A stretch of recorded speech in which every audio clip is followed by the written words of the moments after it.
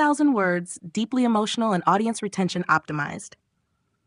I was 40 years older when I finally realized that some winters never leave your bones. They stay quietly, silently, buried inside your memories, inside your ribs, inside the places no one else can see. But the winter I'm about to tell you about, that was the winter that raised me, that shaped the mother I became, and eventually, the mother my sons forgot. I can still hear the sound of that day. It wasn't just the wind outside. It was the sound of a man closing the door on his family, a door that slammed so hard. The echo stayed with me for decades. My husband walked out on a morning so cold it felt like the sky itself was grieving.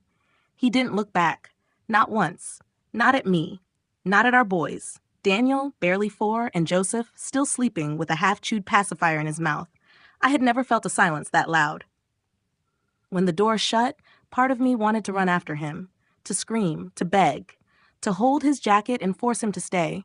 But another part, the part that had been silently dying for years, knew he wasn't just leaving that morning. He had left long before. Still, when a man leaves in the middle of winter, he doesn't just take his bags. He takes the warmth. The house grew colder that day. Not because of the broken heater, not because of the draft under the door, but because everything I thought I could rely on had vanished. The weight that chose me. People say motherhood is natural, but they don't tell you what motherhood looks like when you have no partner, no money, no family, no strength left. I became both the comfort and the punishment life gave me. I worked at a small diner a few streets away. The kind of place where the neon sign flickered every few seconds, buzzing like a dying firefly. The kind of place where the smell of burnt bacon mixed with stale coffee until you couldn't tell one from the other. It wasn't glamorous. It wasn't enough. But it was survival. Some nights, my fingers would bleed from scrubbing pans. The hot water would sting, but I'd keep washing because dishes don't wait for broken hearts. Tips were a lifeline. A smile too wide, a thank you too sweet, a tolerance for rude customers too painful, all for an extra dollar left under a plate. I'd walk home with frozen hands, praying that the $23 I made that day would be enough for groceries, rent, and 2 hungry boys who deserved better than me. Sometimes it wasn't enough. And on those nights, I'd do what mothers do. I'd pretend I wasn't hungry. I'd cut portions smaller, say I'd already eaten at work, drink water to fill the emptiness. But my boys, they never knew. When Daniel would ask, "Mama, aren't you eating?" I'd say, "I'm full, sweetheart. You enjoy." That was a lie I told so often, it almost became the truth.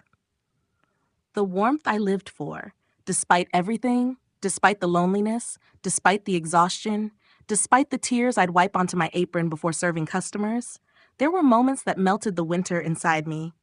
Like the nights I'd open the front door and Daniel would run at me with all the love a 4-year-old could carry. "Mama, you're home." His small hands would wrap around my thighs, his cheek warm, his smile brighter than any hope I had left. And Joseph, oh my little Joseph, he'd stretch his arms out for me without even opening his eyes fully. Those boys didn't know it then, but they were the only reason I survived. I'd sit with them in our tiny bedroom, the wallpaper peeling at the edges, the lamp flickering like it was as tired as I was. Their little breaths steady and rhythmic as they drifted off to sleep. I'd watch them and whisper, "You won't suffer the way I did. Not ever. I'll make sure of that." And I meant it, with every bone in my body. The dream that kept me walking. When nights were hardest, I imagined a different future. A future where my boys grew up to be strong, kind men. Men who would remember how their mother rebuilt a life from ashes. Men who would stand beside me, not walk away from me. Men who would hold my hand in old age and say, "We never forgot, Mom. We never will." I imagined a home filled with laughter, a warm kitchen, a big table, sons with families of their own, grandchildren who would run to me the way my sons once did. I didn't want money. I didn't want gifts. I didn't want praise. I just wanted a seat at the table I fought to build. I didn't know then that dreams don't come true just because you earn them. Sometimes they're stolen. Sometimes they disappear. Sometimes the people you raise become the reason your heart breaks the hardest, the shadow of what's coming. If I close my eyes now, decades later, I can still feel the warmth of their tiny fingers wrapped around mine. But sometimes, I also feel the cold of the hands they offered me years later, hands that no longer held love, hands that pushed me away, hands that signed papers that changed everything. But that pain, that betrayal, that final winter, comes later. This chapter is only the beginning of how I survived, how I loved with everything I had, and how eventually the very sons I raised through the cruelest winters became the ones who brought the cold back into my life. You know, people say kids grow up fast, but nobody warns you that they don't just grow up, they grow away. After those long winters that carved my life into something half broken but still standing, things finally began to look warmer in our little home. Daniel started school. Joseph learned how to run without falling. And for a moment, just a moment, I thought life was finally cutting me some slack. But life's got a funny way of cracking your hope right when you start trusting the sunshine.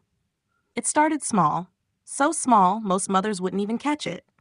But when you survive heartbreaks big enough to break mountains, you start noticing every tiny shift in the ground beneath your feet. I remember the first time Daniel didn't run to the door when I came home from the diner. He was 7 now, old enough to tie his shoes, old enough to tell me he didn't want broccoli, old enough to say, "Mom, not now, I'm busy," while tapping on some cheap toy car as if it was the most important work in the world. Busy? I whispered under my breath, forcing a smile. At 7, being busy meant drawing crooked stick figures or watching cartoons. But I didn't say anything. I never did. I was too scared that if I demanded too much, they'd leave too. I had already been left once. Once was enough to teach a lifetime of silence. The first distance kids grow. Attitudes grow faster. Daniel started spending more time outside with neighbors. Joseph got clingy, then suddenly not clingy at all. Their laughter didn't echo through the house the way it used to. And sometimes late at night, I'd hear them whispering to each other instead of calling for me. I'd stand in the hallway like a ghost, listening to the faint giggles. It warmed me, then scared me. They were building a world that didn't include me. And that's the thing about motherhood. You want them independent, but when they start becoming it, it hurts like hell. The days that changed the air. By the time Daniel turned 10, things shifted again. Subtle but sharp, like hairline cracks in a vase you know will eventually shatter. One night, I brought home leftover pie from the diner. "Look what Mama's got," I said with that big goofy smile I always forced on tired days. Daniel looked up and said, "Oh, pie again?" Pie again. The same pie I skipped dinner for. The same pie I hid from coworkers so I could take it home. The same pie I prayed my boys would enjoy. "It's okay," I said softly. "I'll warm it up." He shrugged. Joseph didn't even look at me. I laughed it off. But inside? Inside, I felt a piece of me crumble, like damp bread falling apart between fingers. I kept telling myself, they're just growing. They're just kids. But the truth? Somewhere inside them, they were growing away from me. A mother's invisible work.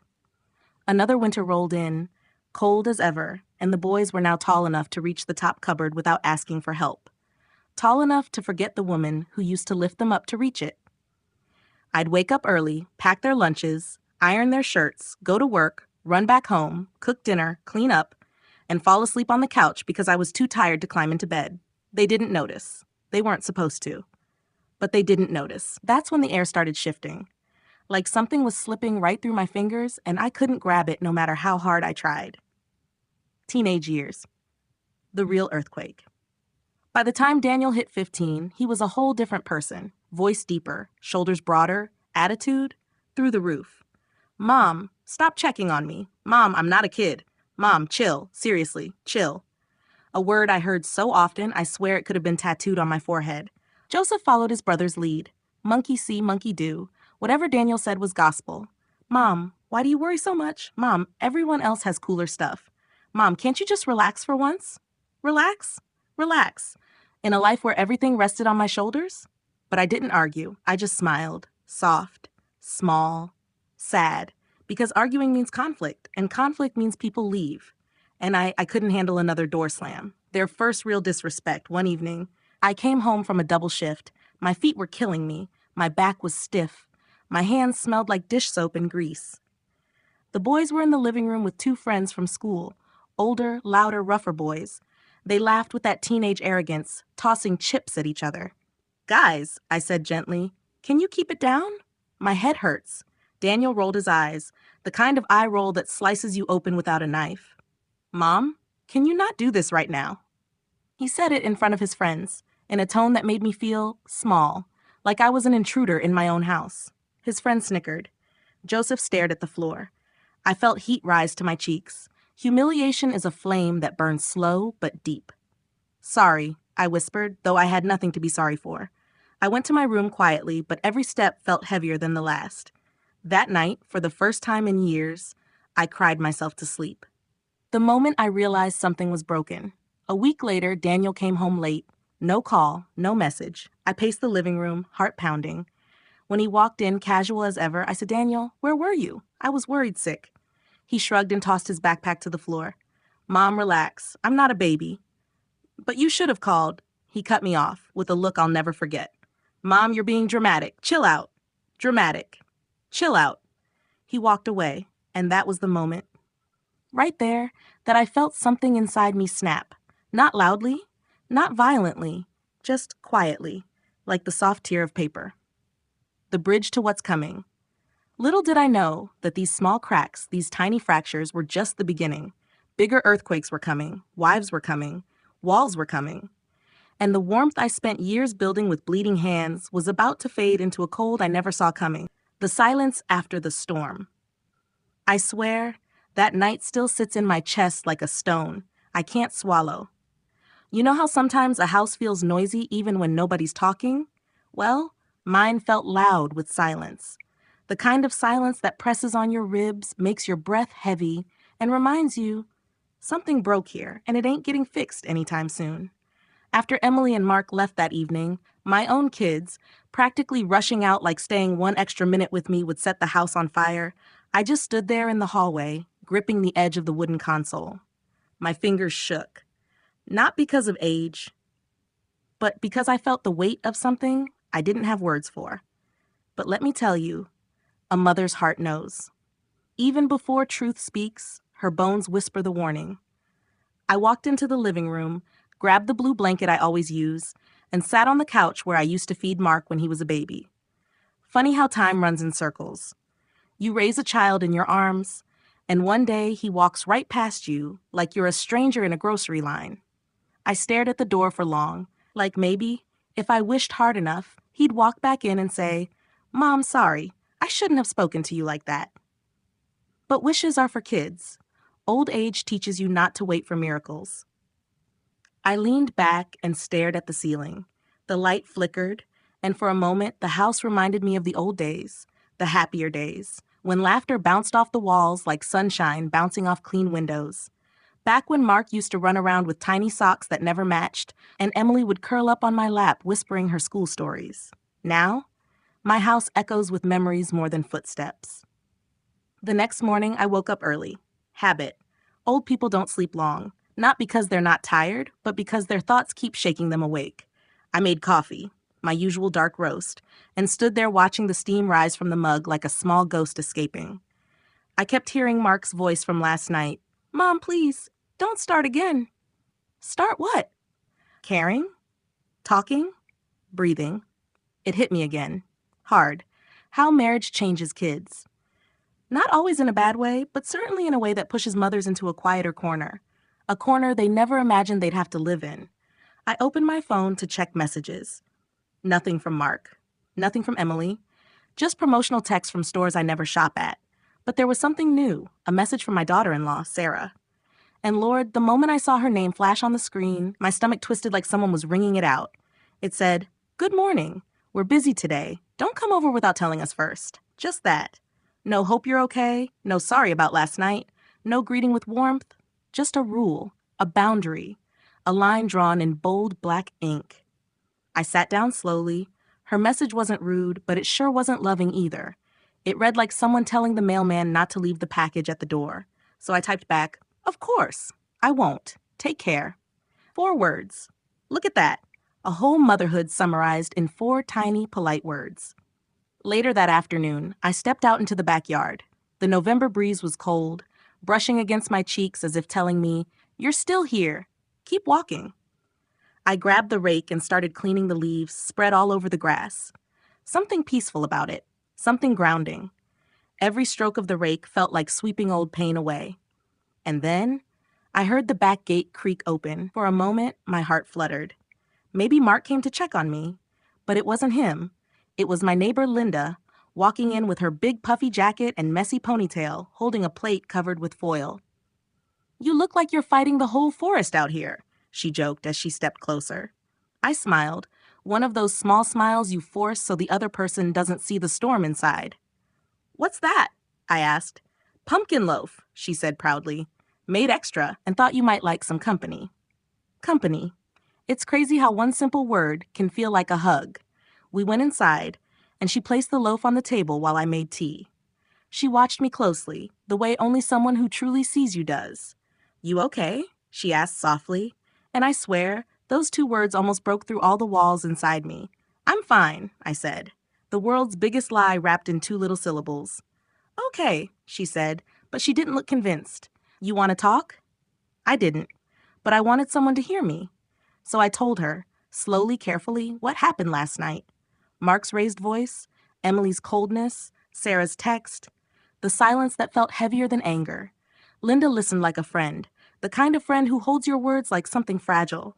When I finished, she shook her head. "That's messed up," she muttered. "You raised them better. I know you did." "It's just marriage," I whispered. "It changes things." "It shouldn't change love," she said firmly. And damn, she was right. It hit me like a punch in the chest. I felt my throat tighten, my eyes burn, but I didn't cry. Not yet. Instead, I laughed softly, one of those painful little laughs that only old women understand. I guess I became the extra person in their life. "No," Linda said, almost angry. "You became the unappreciated one. There's a difference." Her words sank deep. They hurt because they were true. That night, I sat on my bed, staring at the family photo on my dresser. The one where Mark was holding my hand at the beach. The one where Emily clung to my shoulder like she'd never let go. I touched the frame gently. When did I become a guest in my own children's life? The whisper escaped my lips before I could stop it. Just then my phone buzzed. My heart jumped again. But it wasn't Mark. It wasn't Emily. It wasn't Sarah.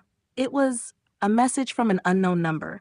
A message that read, "You should know what's really happening behind your back."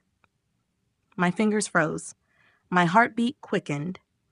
And the silence in the room suddenly felt dangerous, like the kind that comes right before everything collapses. I held my phone like it was something burning through my palm. That unknown message, those 9 little words. "You should know what's really happening behind your back." My heart didn't just skip a beat. It stumbled, fell, and hit the ground hard. You reach a certain age where surprises stop feeling exciting. They feel dangerous, like the universe whispering, "Brace yourself, another blow's coming." For a whole minute, I just stared at the screen, frozen. My living room felt colder, darker somehow, as if the walls themselves were waiting for what I would do next. I swallowed hard. My fingers trembled as I typed back, "Who is this?" I waited, and waited, and waited some more. Nothing. That silence felt heavier than any truth. I tried calling the number. Straight to voicemail. No name, no clue, just that message hanging in the air like a storm cloud ready to burst. I placed the phone on the table slowly, like it might explode if I moved too fast. My chest felt tight, like I'd swallowed a rock. And then a thought crossed my mind. A dark one. A painful one. Was this about my children? About Mark? About Emily? About Sarah? God, my stomach twisted at her name. I didn't want to assume the worst, but experience had taught me something cruel.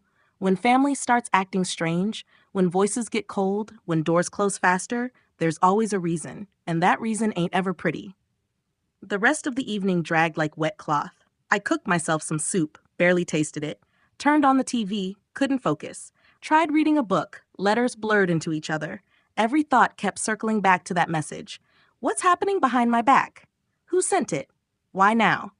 Old age makes you overthink everything, especially when the people you love start slipping out of your hands. Around 9 p.m., I heard a knock, soft but steady. My heart jumped. For a second, I hoped, really hoped, it was Mark. Maybe he'd come to apologize. Maybe he felt guilty. Maybe he remembered the woman who carried him, fed him, stayed up through his fevers, wiped his tears. But when I opened the door, it wasn't Mark. It wasn't Emily. It was Sarah. She stood there with her arms crossed, her brows slightly raised, face stiff as cardboard. She wasn't angry, but she wasn't warm either. It was that in-between expression that says, I'm here because I have to be, not because I want to be. Hi, she said with a tight smile. Come in, I replied softly. She stepped inside, looking around my living room as if checking if everything was in order. She always did that. I used to ignore it, but tonight it bothered me. We sat down. She cleared her throat. So Mark told me about yesterday, she began. Her voice was slow, measured, almost rehearsed. I nodded. I didn't mean to upset him. Well, she said, leaning back, he felt pressured. He said you're becoming emotionally demanding lately. Those words, they didn't just hurt, they stabbed. Emotionally demanding? I whispered. Sarah shrugged like she was talking about weather. It happens with age. No offense. No offense. The two words people use when they're about to offend you. I took a slow breath. When a mother asks her child if he's visiting, does that count as demanding? It does when he has a wife and responsibilities, she replied calmly. Wife. Responsibilities. All the words that now outranked mother. I forced a smile. I never wanted to interfere. She leaned forward, clasping her hands. That's why I came, she said. To talk boundaries. We're adjusting as a married couple, and we need space. Space. Another knife. Twisted slowly. Of course, I said quietly. You will have it. She nodded, satisfied. Like she had just finalized a business deal. But then something strange happened. Her purse vibrated. She checked her phone fast, too fast, and turned it face down on her lap. Her expression changed for just a split second. Worry, guilt, something. Everything okay? I asked gently. She stiffened. Yes, just work. But I wasn't blind. Not at this age. You live long enough, you learn how guilt looks on a person, how panic tastes in the air, and in that moment I felt it, a heavy, ugly feeling in my gut. Something was happening. Something connected to that unknown message. But I stayed quiet. Because silence, that's a mother's armor. After she left, I went to my room and sat on the edge of the bed, staring at the dark window. The reflection that stared back at me looked tired, older than I remembered, with a sadness carved into the wrinkles. I pressed my hand against my chest. God, why does love hurt so much at this age? The whisper came out before I could stop it. Just then, my phone buzzed again. My heartbeat quickened. I grabbed it fast. Unknown number. Ask your son where he was last night. A cold wave shot through my body. Ask my son where he was. I tried typing back, my fingers shaking so bad I could barely press the keys. Who are you? Tell me what's going on. Again, no reply, just silence. Dark, thick, suffocating silence. I stood up, pacing the room. My breath felt uneven, my chest tight. If this was someone messing with me, it was cruel. If it was someone trying to warn me, it was terrifying. But either way, my heart knew one thing. This wasn't a joke. This wasn't random. Something was brewing. Something ugly. Something that involved my children. And the worst part? A mother's intuition told me. The next truth I uncover might break me. I sat down slowly, gripping the phone close to my chest. God, I whispered, don't let this be something I'm too old to survive. The night felt colder than usual. The shadows in my room felt darker. And the silence, painfully loud. Because deep down, I already knew this was the beginning of something that would change everything. Sleep avoided me that night like I was cursed. I lay there staring at the ceiling, feeling every beat of my heart like it was knocking against my ribs, trying to warn me. Wake up! Something's wrong. That unknown message kept flashing in my mind. Ask your son where he was last night. Those words felt like ice water poured straight down my spine. What was I supposed to do? Call him at midnight? Accuse him? Interrogate him like some detective? No. I'm his mother, and mothers don't demand answers. They carry pain quietly until truth forces itself out. Still, sleep refused to come. Around 2:13 a.m., I finally gave up. I sat on the edge of my bed, pulled my shawl around my shoulders, and stared out the window. The street outside was silent, too silent, the kind of silence that makes your thoughts sound louder. You should know what's really happening. Ask your son. Those words began looping like a broken record. Suddenly, I heard a car door slam outside. Quick, sharp, suspicious. My heart jumped. I walked to the window, gently pulling the curtain aside. And there, under the dim streetlight, stood Mark, my son. But he wasn't alone. He stood near the passenger side of a car, talking to someone still sitting inside. I squinted, my breath catching in my throat. It wasn't Emily's car. It wasn't Sarah's car either. It was a white sedan, unfamiliar, out of place at this hour. Mark leaned into the open window, talking fast, nervous, rubbing his forehead like someone overwhelmed. Whoever was inside handed him something, small, metallic, shiny. A key, a locket, money. I couldn't tell. But then, the door cracked open just enough for me to see a silhouette. A woman. Not Emily. Not Sarah. A third woman. My heart stopped. Mark quickly shut the door, looked around as if checking if anyone was watching, then walked briskly toward his car and drove off. The white sedan slowly rolled away in the opposite direction. I stood frozen, the curtain trembling in my fingers, my breath stuck in my chest, my mind spun with questions I wasn't ready for. Who was she? Why was he with her at 2 a.m.? Why did he look so guilty? Was this what the unknown message meant? I pressed my hand over my mouth to stop the cry that almost escaped. "Oh, Mark," I whispered painfully. "What are you doing, my child?" I barely slept at all. When the sun finally rose, I felt like a ghost walking through my own house. My body moved, but my spirit felt heavy, bruised. By noon, I forced myself into the kitchen to make tea. Maybe the warmth would calm me. Maybe it would drown the images from last night. But the moment I sat down with my cup, my phone buzzed. My hand shook as I picked it up. Another message. Same unknown number. "Did you see him?" My heart nearly stopped. Did I see him? Did they know I was watching? I typed back, breath shaky. "Who are you? What do you want?" 3 dots appeared. Typing, typing, typing. Then disappeared. Then came back. Then disappeared again. My nerves were on fire. Finally, the message came. "Just don't trust his wife." I felt my entire body tense. "Sarah?" I closed my eyes, leaning back. Sarah, the woman who just lectured me about boundaries. Sarah, whose eyes darted nervously at her phone last night. Sarah, who had been distant, cold, sharp lately. Was she involved? Or was she the one being betrayed? Or worse, was she the one betraying? My mind churned like a storm. I tried calling the number again. Voicemail. Just like before. The fear inside me grew heavier. Not fear for myself, but fear for my son. Around 3 p.m., I decided I couldn't keep sitting in my fear like this. So I put on a light coat, grabbed my purse, and stepped outside. I didn't know where I was going until my feet started moving on their own, toward Mark and Sarah's house. Every step felt like my heart was dragging behind me. When I reached their street, I stopped halfway down the block, hiding behind an oak tree like some old woman playing detective. "I can't believe I'm doing this," I whispered to myself. But when you're a mother and something smells wrong, you go looking, even if the truth cuts. After a few minutes, a black SUV pulled into their driveway. The driver's door opened. Sarah got out, but she wasn't alone. A man stepped out from the passenger side. Tall, well-dressed, wearing a suit. He walked beside Sarah, too close. Their shoulder was touching. Their heads leaned toward each other like sharing secrets. Sarah laughed softly, a laugh I had never heard her give my son. They walked to the porch, still talking quietly. Then the man placed his hand on Sarah's arm. Intimate, familiar. My chest tightened painfully. "Oh, dear God," I whispered. The air felt too thin. I couldn't breathe. Was this what the message meant? Was this the truth hiding behind my back? Sarah unlocked the door. The man didn't go inside, but he held her arm just a moment longer. Too long. Then he leaned close and said something in her ear that made her smile. My heart shattered. I felt dizzy, leaning against the tree to keep myself upright. "My son," my voice cracked. "Does he know?" Suddenly, the man turned around, as if sensing someone watching. I ducked behind the tree, heart racing like I was a teenager caught sneaking out. After a few moments, the SUV drove away.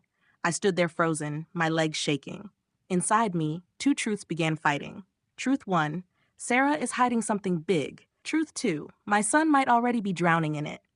And that unknown messenger, they weren't lying. Something was happening. Something dark. Something poisonous. I turned back toward home, walking fast, clutching my chest. I needed air. I needed answers. I needed strength. When I reached my house, I closed the door behind me and leaned my forehead against it. Tears finally slipped down my face. "God," I whispered, trembling, "please protect my children. Protect my son. I'm too old for this pain." Just then, my phone buzzed one more time. I wiped my tears and checked it. Unknown number. He deserves to know the truth, and you're the only one who can save him. My breath caught. Save him? From what?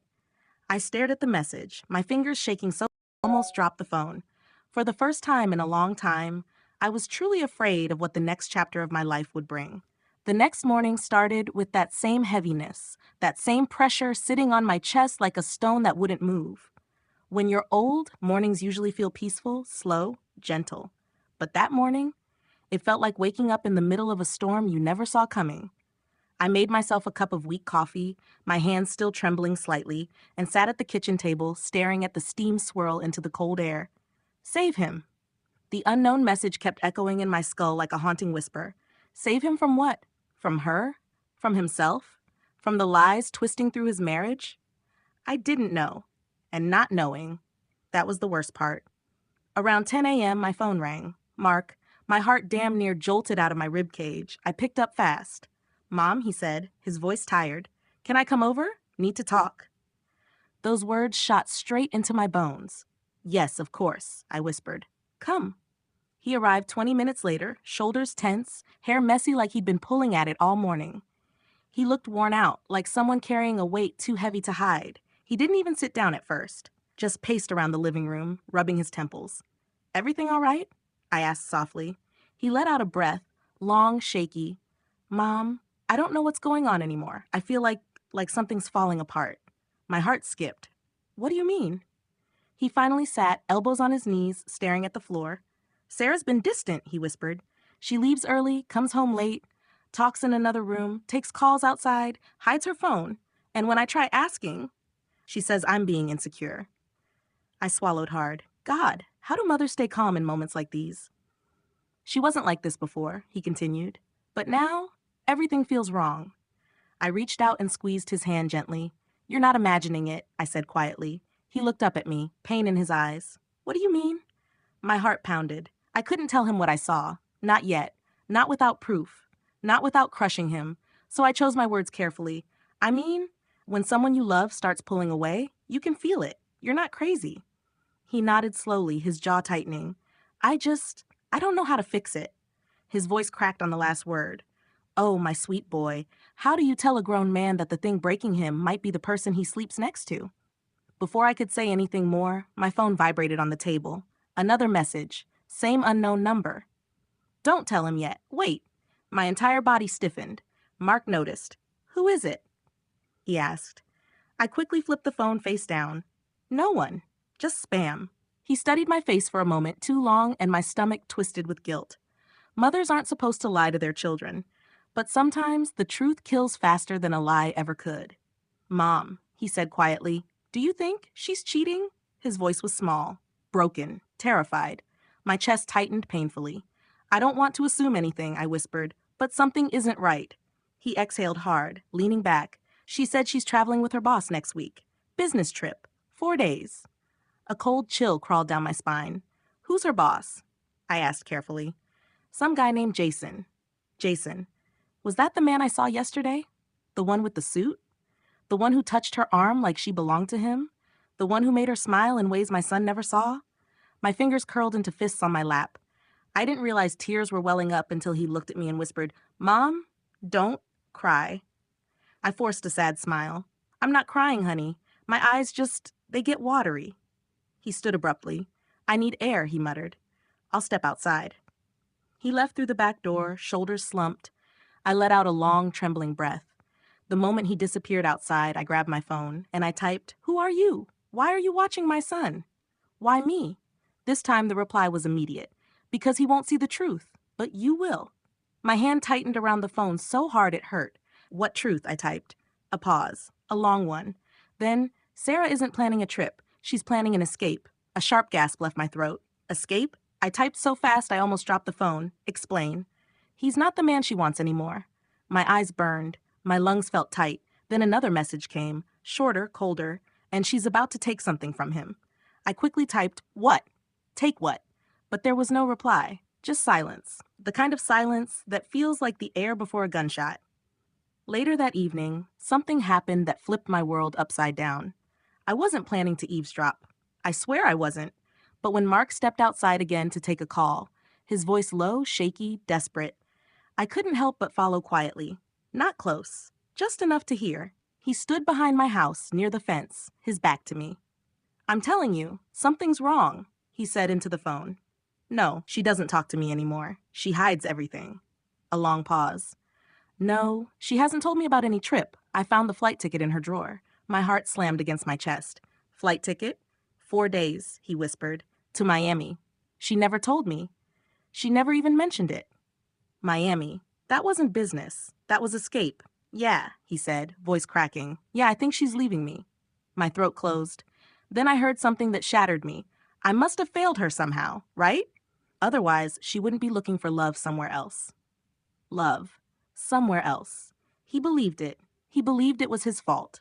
My sweet, innocent boy, breaking under something he didn't even cause. Before I could stop myself, a whimper escaped my lips. He turned instantly. "Mom?" His face fell. "You heard?" I wiped my tears, walking toward him slowly. "I'm sorry," I whispered. "I didn't mean to, but I heard enough." He looked at me with those tired, hurting eyes. "I don't know what to do," he whispered. "I love her, Mom." I cupped his face gently. "And love," I whispered, "is exactly why you're the last one to see betrayal coming." His chest rose in a painful breath. "I'm scared," he admitted. "So am I said softly. We stood there, two broken hearts in a dark backyard, holding on to nothing but fear. And then my phone buzzed again. A single message, just 5 words. "She leaves tomorrow at 6. My blood froze. Tomorrow, 6 a.m. The countdown had begun. And whether I was ready or not, the truth was coming. I remember that night like it's tattooed on my heart. Sharp, burning, unforgettable. The house was quiet, the kind of quiet that makes your bones feel lonely. The boys were upstairs with their wives, the grandkids asleep, and I was downstairs in the kitchen, reheating leftover soup. The clock ticked so slow, it felt like time itself didn't want to be there. I kept replaying the whole day in my head. Martha's cold stares, Lily's whispering, the boys acting like I was some background character in my own home. I tried brushing it off, telling myself things would settle. But deep down, nah. Something felt off. Bad off. Right when I sat down with my bowl of soup, I heard footsteps. Heavy ones, slow ones. Then a door slammed upstairs. "Here we go again," I whispered. A moment later, voices started rising, sharp, fast, heated. It was Lily. Her voice had that high-pitched, "I'm right and you're trash" tone. "No, you're not listening," she yelled. "I said your mom is overstepping." Again. My spoon froze midair. My heart sank. Not again. Not tonight. Then I heard Mark, my eldest. "Can we not do this right now? She's just—" "Oh my God, Mark, stop defending her," Lily fired back. That sentence hit me like a punch to the gut. Stop defending her, as if I was some burden he had to cover for. I stood up slowly, moved toward the staircase, and held the railing. The voices upstairs weren't exactly new, but tonight, something in them sounded different. Meaner, more poisonous. Like they weren't just arguing, they were peeling the family apart, layer by layer. "You saw her today," Lily snapped. She looked me dead in the face and walked away. "Tell me that wasn't disrespect." I closed my eyes. That wasn't disrespect. That was me trying not to cry in front of her. Mark sighed loudly. "Lily, Mom is just old. She gets tired. You're reading too much into everything." Wrong answer. Lily exploded. "Do not call me crazy. I'm done with her attitude. I didn't marry you to also deal with her." Ouch. That one burned. I held my breath when I heard something fall, a drawer maybe, or a purse hitting the floor. "Lily," Mark warned. "No, she's turning you against me. She's manipulating you." Manipulating? Me? A 65-year-old woman who could barely climb the stairs without holding both railings? I stepped back, heart thumping, hands shaking. I wasn't supposed to hear any of this. But this house had thin walls and thick resentments. Then came the words that shattered the night. Words I never thought my own child would say. Mark muttered under his breath, maybe Mom is the problem." My whole body went cold. I couldn't breathe. The kitchen walls blurred, my chest tightened, and suddenly I felt like I wasn't standing in my own home anymore. Like I had been quietly evicted from my place in their lives. Before I could gather myself, the other bedroom door opened. Martha's voice floated out, smug, bitter. "See? I told you," she said. "She has always used guilt to control you boys. Always." Used guilt? Control? I gripped the railing until my knuckles went white. "Don't drag Martha into this," Lily shouted. "Oh, please," Martha laughed coldly. "I knew your mother would start acting up the second we moved in. She can't stand the fact that you have wives now who actually matter." "Actually matter?" actually matter? My heart felt like it cracked straight down the middle. I wanted to scream, but no sound came out. Then Adam, my younger son, opened his door. You guys fighting again? He groaned. You know why, Martha said. Your mother caused this whole mess. My soul flinched. Hearing just one of my kids say that would have destroyed me. But hearing both? That's the kind of pain that rearranges your insides. Adam scratched his head. I mean, she does interfere a lot. Maybe she needs space. Space? In my own house? My hand slipped off the railing. I stumbled back, struggling to stay upright. The voices blended together now, a storm of accusations and bitterness. Lily? She treats me like I'm not good enough. She'll never accept us. She wants to be the queen forever. Adam? She's dramatic. Always has been. And then, we need to talk to her. Set some boundaries. For their own mother. I sank onto the bottom stair, weak, breath shaky, tears spilled down without permission. I had spent my whole life giving them everything. My youth, my sleep, my earnings, my health, every damn piece of myself. I sat awake on cold nights when they had fevers, worked double shifts when bills piled up, starved so they could eat, prayed for them till my knees hurt. And now I was too much, in the way, the problem. Upstairs, the argument grew hotter, like gasoline thrown into a fire. Then suddenly, a silence, a dead, cold silence. Footsteps moved toward the stairs. 3 sets, then 4. I wiped my face quickly and stood up, but not fast enough. Mark reached the top of the staircase and saw me. His face dropped. Shock, guilt, panic. He knew. They all knew. I had heard everything. My voice came out whisper thin. So, I'm the problem? I asked. No one answered.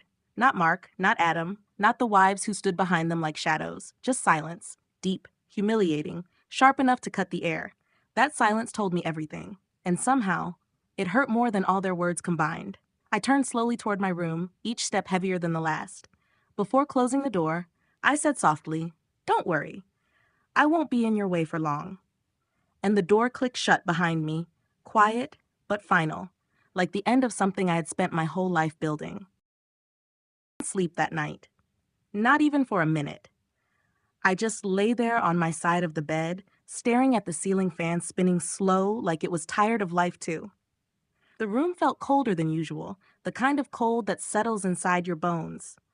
Every breath I took sounded louder than it should have, like even my lungs were embarrassed to be working. Outside the window, the streetlight flickered, throwing shaky shadows on the wall. They moved like restless ghosts, maybe memories of everything I'd tried so hard to hold together. Around 3 a.m., I finally sat up. My chest felt hollow.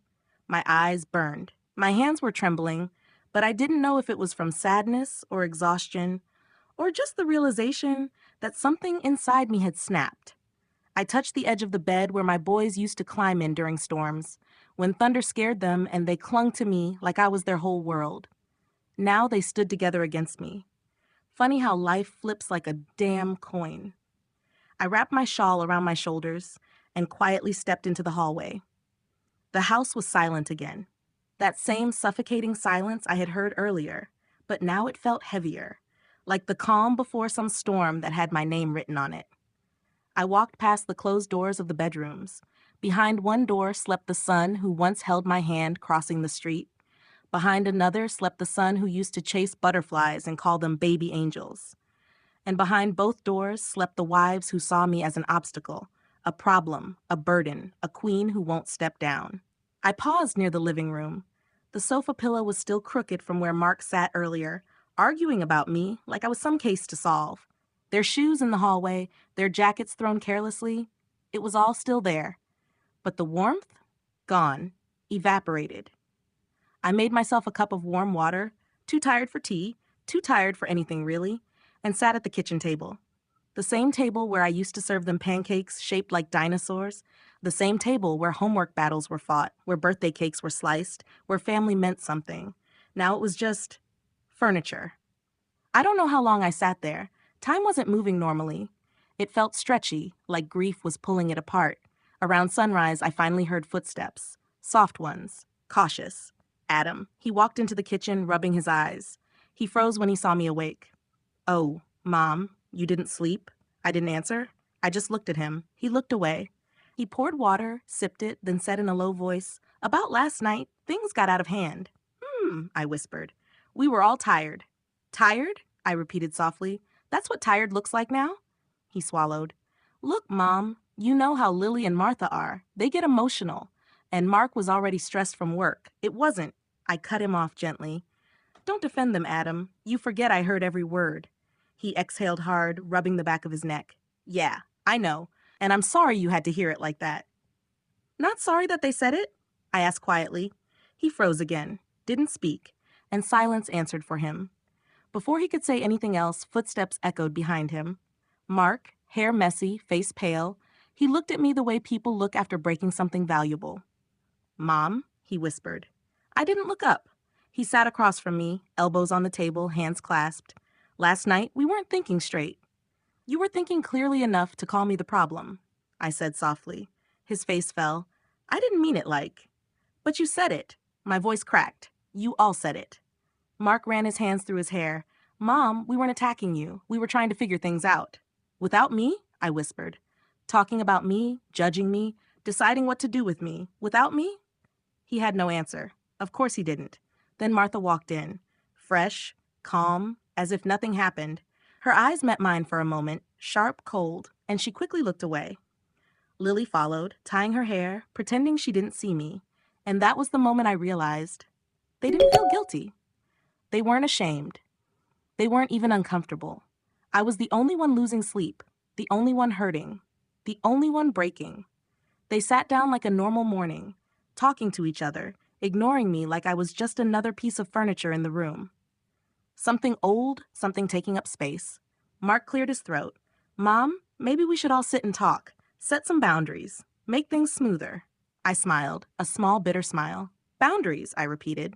Yeah, Adam added quickly. Not in a bad way, just expectations. Martha jumped in, voice sugary sweet but poison underneath. It'll be better for everyone, you know? Lily nodded. Healthy distance keeps peace. Healthy distance. Peace. Boundaries. Words they never used when they needed me. Only now, when they were done with me. I stood up slowly, all eyes lifted. You won't need boundaries, I said quietly. I've already made my decision. The room froze. What decision? Mark asked, panic sneaking into his voice. I looked at each of them one by one, my sons, their wives, the people I once called family. I'll be moving out, I said. Today. The room exploded with reactions. What? Mom, wait. You're being dramatic. Where will you even go? This is ridiculous. Talk first, but I held up my hand, and they all went silent. For years, I made this house a home. For years, I put you first. I sacrificed more than you'll ever know. But last night, you showed me where I stand. My voice shook, but I forced every word out. I won't live where I'm unwanted. I won't breathe where I'm a burden. And I sure as hell won't stay where my love is treated like manipulation. No one spoke, because they had nothing left to say. I walked toward my room, whispering, You wanted space. Now you'll have all of it. The kitchen behind me stayed silent, but not peaceful. It was the silence of something breaking, not loudly, not violently, but slowly, painfully, like glass cracking under pressure. And this time, there was no going back. The day I packed what was left of me. I spent the rest of the morning inside my room, the door quietly locked, as if I was trying to keep the whole world out. Maybe I was. Maybe I just couldn't bear another second of pretending everything was fine. Sunlight spilled through the curtains, but it felt dull, washed out, like even the sun didn't want to shine in this house anymore. Dust floated in the air, slow and lazy, drifting around my old wooden wardrobe. And in that moment, it hit me. I'm really leaving. My home. My memories. My whole damn life. I sat on the corner of the bed. This bed where I had slept through storms, prayed through long nights, cried through goodbyes. This room had been my anchor, my only safe place. And now it was the hardest place to stay. I opened the closet slowly. Clothes I had folded with love, scarves my sons bought me on birthdays, a sweater I knitted when Mark left for college. Everything smelled like time, old, warm, familiar. I touched each piece gently, like saying goodbye to a part of myself. I started packing. Not everything. Just what I could carry. Just what I needed to survive. Funny, isn't it? A lifetime of love can fit inside one small suitcase when everyone decides you're no longer needed. I folded my shawls, stacked them carefully. My hands trembled every time I picked something sentimental. like the blue sweater Adam bought from his first paycheck. I held it against my chest, breathed it in, then placed it in the suitcase with a soft sigh. Halfway through packing, my eyes landed on a photo frame on the dresser. Me, holding both sons at the beach. They were maybe 10 and 12, sand all over their legs, hair messy from the wind, smiles big enough to light up the world. God, those smiles used to be mine. Now all I get are tight lips, stiff jaws, and quiet resentment. I picked up the frame, tracing their tiny faces. "Where did you boys go?" I whispered. "Who taught you to forget me?" A soft knock interrupted my thoughts. Not gentle, not loving, just polite. "Martha, are you still packing?" she asked, voice flat. I didn't respond. She pushed the door open anyway, no hesitation, no respect, and leaned against the frame like she owned the place. "Look, nobody wants you to feel bad, but maybe this is for the best. Everyone needs space." Space, there it was again, their favorite word now. "I'm not doing this for space," I said quietly. "I'm doing this for dignity." She rolled her eyes. "You're overreacting." I looked at her, really looked. Her perfect eyeliner, her perfect hair, her perfect posture. Everything about her screamed control. And suddenly I understood. She didn't just want space. She wanted dominance. She wanted authority in this house. And I was in her way. I zipped one side of my suitcase. She watched me like I was performing for her amusement. When she left the room, she didn't close the door gently. She slammed it. Hard. On purpose.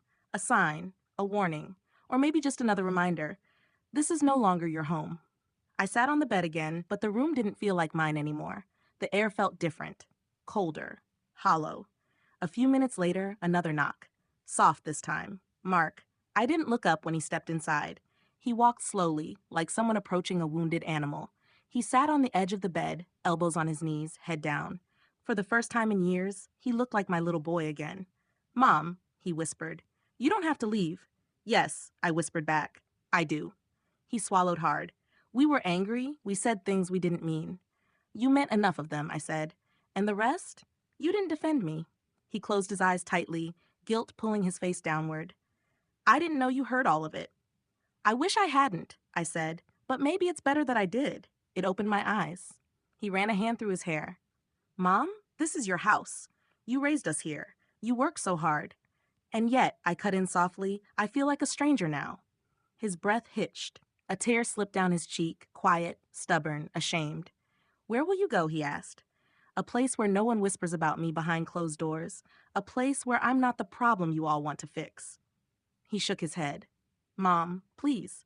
But then we heard voices outside, Lily and Martha, talking like the decision was already finalized. "She's still packing." "Good. It'll be peaceful now." "She should have moved out years ago." Mark froze. His eyes widened in shock. In betrayal. In realization. He finally understood. I touched his arm gently.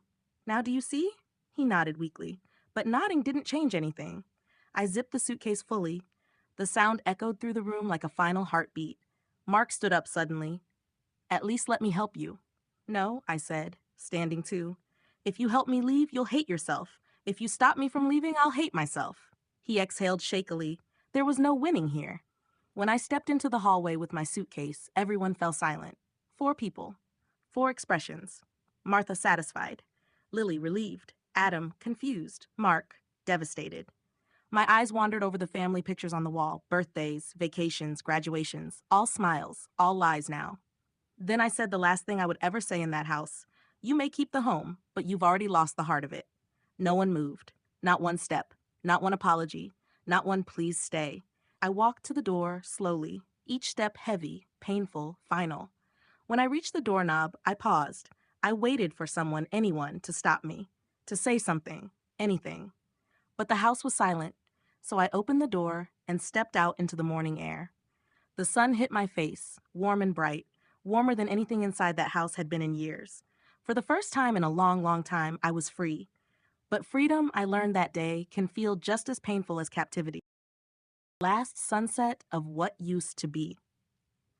The car rolled down the quiet street, engine humming softly, carrying my life in one worn suitcase.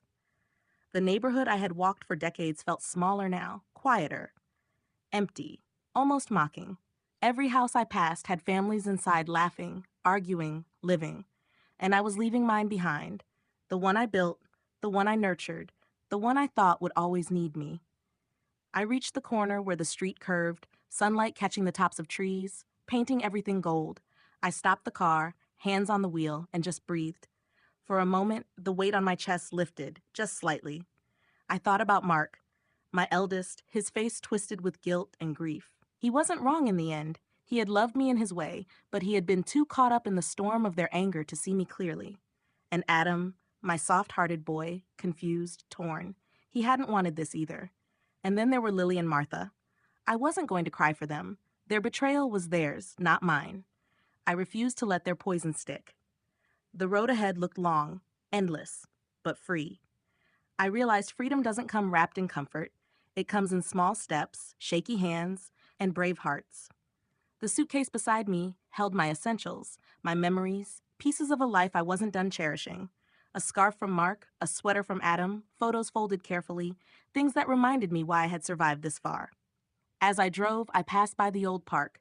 I remembered the day I had brought them both there as kids, sand on their legs, laughter ringing, wind tossing their hair. I blinked back tears. That world was gone. Or maybe it just no longer included me. By noon, I reached the small apartment I had rented in town. Nothing fancy, no grandeur, just four walls, a roof, and the promise that no one inside would call me a problem. I carried my suitcase up the narrow steps, unlocked the door, and stepped inside. Silence greeted me, a clean slate. I set the suitcase down and slowly let myself breathe fully for the first time in weeks. I sat on the edge of the bed, thinking of the faces I loved, the ones who had loved me, and the ones who hadn't. My heart ached, but amid the ache, a strange calm washed over me. For years I had poured myself into them, and yes, some of it had been taken for granted, but some of it stayed with them, unseen but powerful. And that was enough. I walked over to the window. Sunlight spilled in, warm and forgiving. I didn't look back. I couldn't. The past had its lessons, but it wasn't my home anymore. Then my phone vibrated. A message from an unknown number. I hesitated, thumb hovering. You did the right thing. You are still the heart. I smiled, a genuine small smile. Even in exile, even in loss, someone or something recognized the truth. The day faded slowly, the sun dipping low behind the horizon. The apartment glowed in golden light, painting my walls in soft amber. I poured myself a cup of tea, sat in the window, and watched the last sunset of what used to be my life. And for the first time in decades, I didn't feel empty. I felt ready. Ready to heal. Ready to love myself. Ready to exist without anyone else's approval or condemnation. The evening air was warm on my face, carrying the scent of distant flowers and rain on the wind. I closed my eyes and breathed deeply. This was freedom. Hard, painful, true. I let a single tear slip down, not for sorrow, but for acknowledgement, for release, for the life I had lived, the battles I had survived, and the strength I had never known I had. And in that quiet, golden moment, I whispered softly to myself, I am still here, and I am enough. The sun finally disappeared, leaving behind a sky streaked with purple and pink. The city lights began to twinkle one by one, and I sat at peace with the knowledge that tomorrow was mine to live on my own terms. I knew it wouldn't be easy. Loneliness would knock, doubt would creep in, but I also knew something else. I was unbroken. And for the first time in a long, long time, I was truly free.